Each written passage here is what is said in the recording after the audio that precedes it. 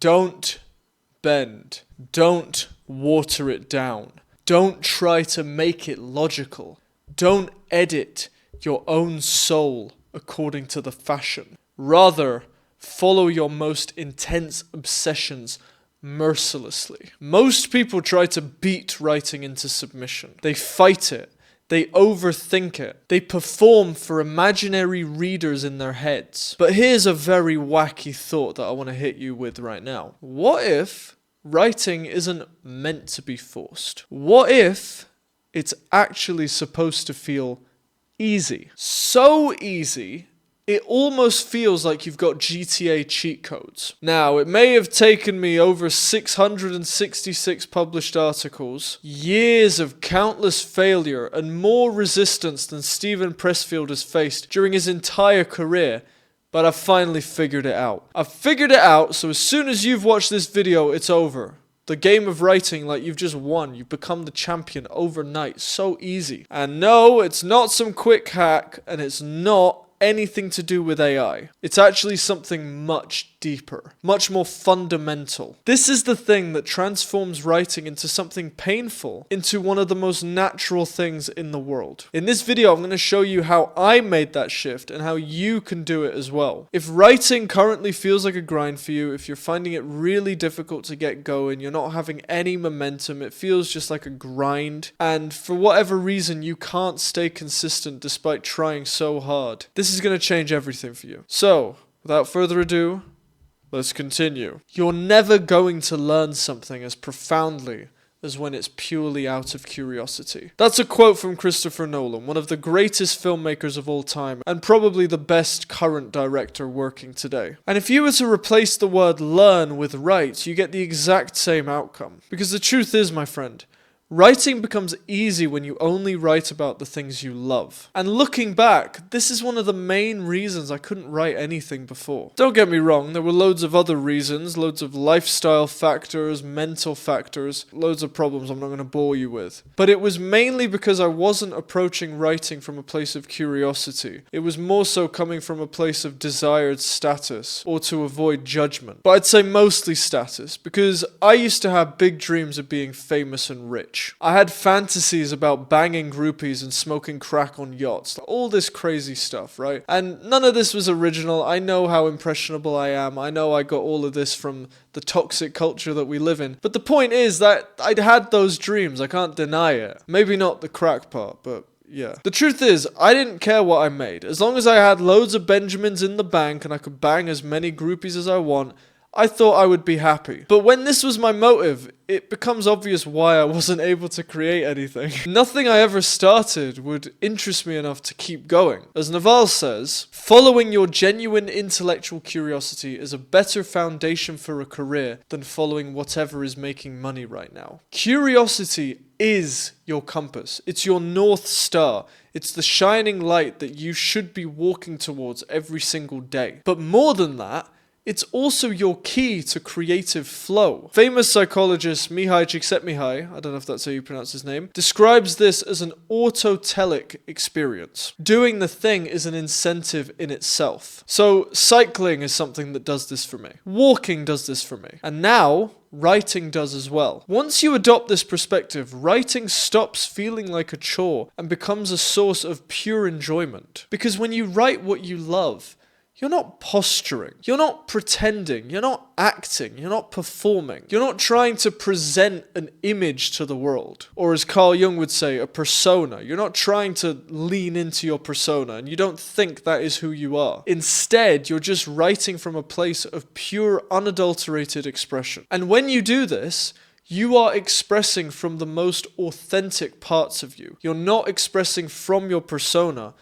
In the Jungian model, you are expressing your true self, the capital S self. These are the parts that don't need any validation from others, and they don't need any justification for doing the thing. This is where you step out of your ego performance, your persona performance, and you step into your actual voice. The voice that's hidden underneath all the noise. And the beautiful part about this is, when you do this, nobody in the entire universe can compete with you. Here's something else Naval said. I'm always working. It looks like work to others, but it feels like play to me. And that's how I know no one can compete with me on it. What he's describing here isn't just productivity. He's talking about leverage, his favorite concept in the world. And this is internal, sustainable, and identity level leverage. When you're writing, this is the exact zone you want to be in. This should be your goal every time you sit down to write. Because when you're operating like this, it feels so easy. You'll start making things so grand and amazing. People will look at you as if you're David Bowie when he was making Ziggy Stardust. They'll think you're an alien. But believe it or not, that's not the only thing that can help you. If you want another cheat code to break the online writing game, do this. Find people who are a few steps ahead of you. Now, this is really important, and this is something most people get completely wrong. They need to be ahead of you, but they need to be in touching distance. Like I'm touching you right now. Pause. But the reason they need to be in touching distance is because those are the people you can best learn from. If they're so far ahead of you, if they're just a little speck in the distance, they're going to be too far away. You're not going to be able to catch them. For example, let's say you want to make music. You want to make mind-bending psychedelic music. But there's a problem. You can't play guitar. You're not a particularly good musician, you've never written a song, and you don't know how to sing. Now let me ask you this. If given the choice to learn how to do these things, who would you rather learn from? Jimi Hendrix, or someone a little older than you who's just gotten over the beginner hump? Most people would say they want to learn from Jimi Hendrix, but if you answered that, my friend, you are completely kidding yourself. Why? I'll tell you why.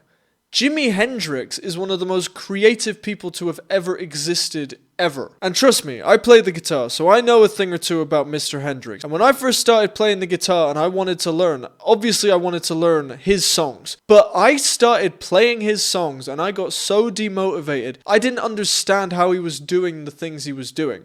Now, obviously, I can play a lot of the stuff he played. But back then, when I was first learning, I nearly quit completely. He was a god, an alien. There's no way I could have learned anything from him. If Jimi Hendrix was to just pop into my life somehow, I don't know, they invent time travel, he never dies, he just ends up in 2025. If he was to try and teach me these things, he wouldn't be able to relate to me because he was so amazing. And this is the case for all masters of their craft. They cannot relate to being a beginner. They may have a slight memory of what it was like learning, but they are not in the best place to serve you. It's very counterintuitive, but the best people to learn from when you first start learning something are the people who are just a couple of steps ahead of you. Not Jimi Hendrix, not David Bowie, not John Lennon, not Paul McCartney. These people aren't going to be able to help you. They'll try and be helpful, but because they're so experienced and so knowledgeable, the things they teach aren't going to make sense to you. And listen, I love Jimi Hendrix. I love his music so much. You don't understand how much I love the music from the 60s. And I know he wasn't trying to hurt my feelings, but it doesn't change the fact that whenever I tried to learn one of his songs when I was a beginner guitar player, he'd leave me crying. I'd be crying. My face would be wet with tears, because I couldn't play the thing he was playing and I couldn't understand it. It was so frustrating. You know, he'd be wrapping his thumb around the neck and doing all this. It was too much for me. I didn't quit, but I came very close many different times. Instead, the best foot forward is not to learn from Hendrix. It's to learn from a confidant. Someone you can learn from, but someone whose skills won't intimidate you. Lev Vygotsky, I'm sorry if I'm butchering his name again, coined this as the zone of proximal development. This is the optimal range where someone just beyond your skill level can help you take that next step. And he's not the only one with a concept like this. So in developmental psychology, there's also this idea that people grow through stages. We've talked about GTA. Think of it like levels in a video game. When you defeat a goon in Dark Souls, a level 1 goon, you don't automatically assume you can just go and beat the boss right away. That's not how it works. You have to take it one step at a time. You got to kill a few pigs, get some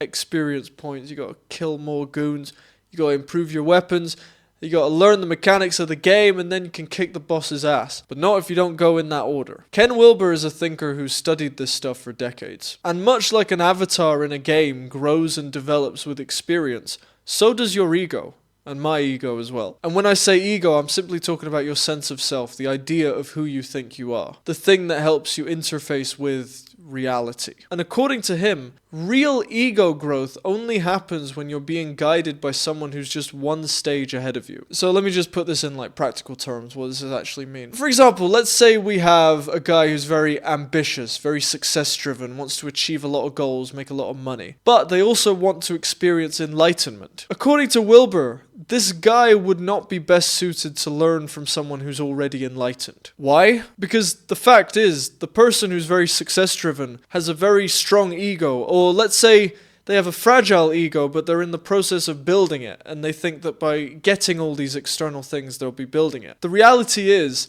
this person in this state is so far below someone who's enlightened, purely from an ego development perspective. Counterintuitively, the best way for this person to reach enlightenment, this success-driven person, is not to go to someone who's in stage turquoise or higher in the spiral dynamics model. This person would be much better off learning from someone who's just one stage ahead, which would be green. The greens tend to be the progressives, the hippies, the postmodern types. But the truth is, many people who are in orange or in blue, and I know I'm using all these colors, I'm going to have videos where I explain what spiral dynamics is, but the point is, the people who are in the success-driven mindset are very apprehensive to try and learn from the people who are above them, who are the more like compassionate collectivist types. They think they're cringe, they think they're hippies, they think they're, softies or whatever. And the people who are in green are often quite apprehensive to these other success-driven people.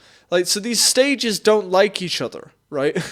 Because they don't think they're in stages. They think that they are in reality and their way of viewing the world is correct. So it's a very murky, tricky situation. But the way this success-driven person will be able to reach enlightenment a lot faster is if they learn and get guided by someone who is in the more green stage, the more compassionate stage, the more open-minded stage, the more perspective-aware stage. But this obviously comes with issues. The irony is, the only way to reach the top of the mountain is to actually work together and not to demonize the other stages. Overall, this is why you need to learn from someone who's just a little bit ahead of you, whether it's in consciousness, in skills, in business, whatever it might be.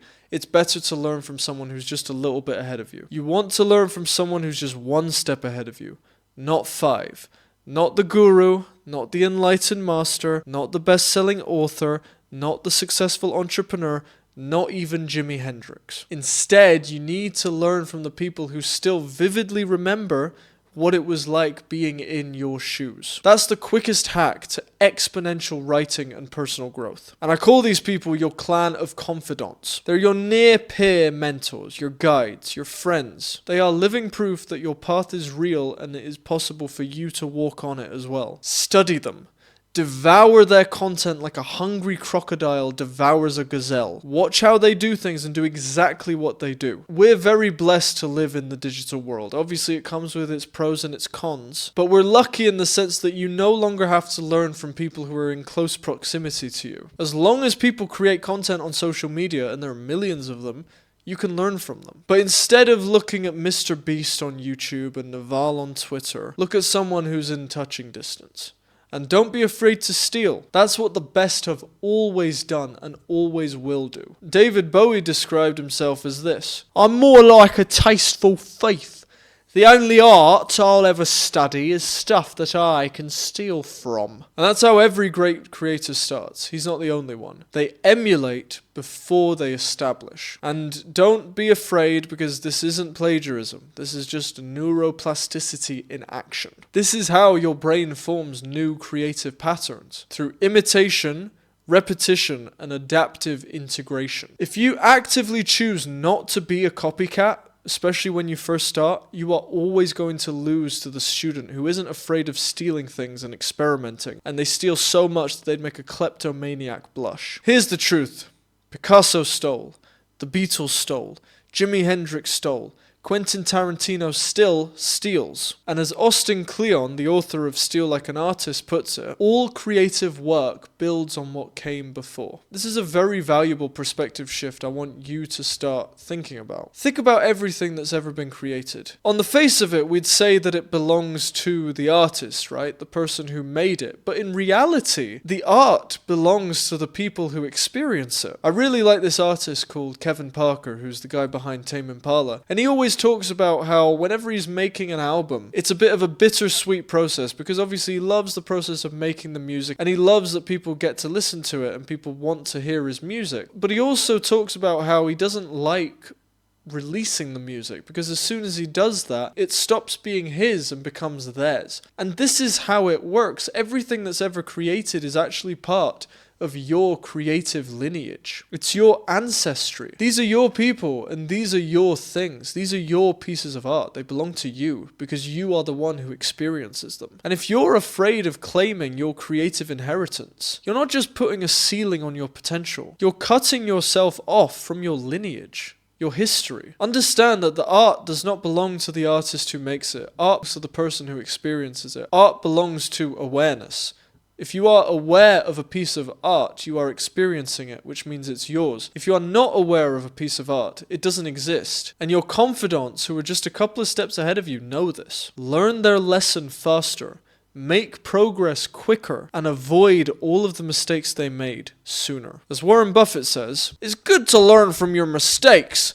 It's better to learn from other people's mistakes. Do this and I swear writing will become easier than putting a hot knife through butter. With that said, and I know I've given you quite a bit to chew on today, there is actually one more thing you can do to make writing feel very easy. And I gotta be honest, it's the one thing in this entire video that makes writing feel easier than everything else I've mentioned. And it's something that successful author Haruki Murakami has been doing for decades. If you don't know who Haruki Murakami is, you'll no doubt know his books. They're everywhere. It doesn't matter where you are in the world, whether you're in a bookshop in Taiwan or Texas, his books will be there. So far, he's written 64 different stories. How did he do it? Very easy. He writes every day. When he's writing a new novel, he wakes up at 4 a.m. every single day and he writes until about 10 a.m. He writes for around 4 to 5 hours and he always ends up with 10 pages. And he runs through this process over and over again until he's written, rewritten, and edited his book. But this isn't just a simple routine. This isn't just like some productivity hack. I'm not just saying you should get up first thing in the morning. I want you to start looking at this practice as identity reformation. And it's being done through a ritual. A flow state ritual. Because unlike most wannabe writers, Murakami doesn't need any motivation. Why? Because he has momentum. Be honest with yourself. Do you think Murakami finds writing hard? Let's be honest, if he's able to wake up at 4 a.m. every day and write for 5 hours straight, it doesn't sound like he finds it very hard. It sounds more like he's done it so much that it's just become second nature to him. It would be more painful for him not to write than to write. That's where he is now. And chances are, if you were to write as much as he did, you'd probably end up loving it as well. And don't get me wrong, I'm not saying you have to do exactly what he does. I'm not saying you have to wake up at 4 a.m. I'm not saying you have to write every day for hours. But if you want to make writing as easy as possible, just do it every day. You're allowed to write something small. You don't have to write 200,000 words. You can just write 200 words. You can write just a note. You could cheat. You could just give yourself a voice memo. Just do anything. Get the ideas in your mind out somewhere. Just whatever you do, write every day. And don't worry if your writing isn't good at first. Because as Louis L'Amour said, start writing no matter what. The water does not flow until the faucet is turned on. In other words, the muse can only show herself to you once you've started moving. Besides, I've already told you, you're not doing this to be productive. You're doing it to create a new identity. You're doing it to become someone new, someone capable of writing 4 to 5 hours a day like Murakami. If you want to do that. By doing this, you're not just shifting what you do and how you behave. You're shifting who you believe you are. This is a very profound practice. As philosopher Krishnamurti would say, you're not becoming a writer. You're peeling away the illusion that you were never one to begin with. You see, most of the limitations you put on yourself, they didn't come from you. They came from somewhere else. You are actually perfect. And I'm not just saying that to blow smoke up your ass or anything. I mean that you are perfect. Before you had all of the societal things, all of the conditioning from school, from culture, everywhere, you were perfection. And that's all you knew. All you knew was perfection. You get taught all of these things through experience, through dogma, through culture, through all these different things, these external noises. But the amazing thing about writing is it has the ability to cut through all of that bullshit. Each time you put pen to paper or you start typing on a keyboard, you're not just expressing yourself, you're freeing yourself. Because you don't have to strive, you don't have to become. Because when you write, you are. But if you want to be a writer and you're not writing, you're just a dreamer. You're a daydreamer. But as soon as you start, as soon as you write anything, that's what changes everything. The act of writing literally rewires your identity. And once your brain starts saying, this is what I do, this is who I am a writer, it's game over. You will have no problem writing. And it's not because you've made it. It's because you've stepped away from trying and into being. If you want more help from me, check out the links in the description. I've got a link to a free email course called Magnetic Writing. It's going to teach you everything about persuasion when it comes to writing. Click the second link if you want to get my headline generation guide, and click the third link if you're serious about becoming a digital writer in 2025. And if you like this video, I think you'll like this next one where I'll show you how to stop being a boring writer. I'll see you there. Bye-bye.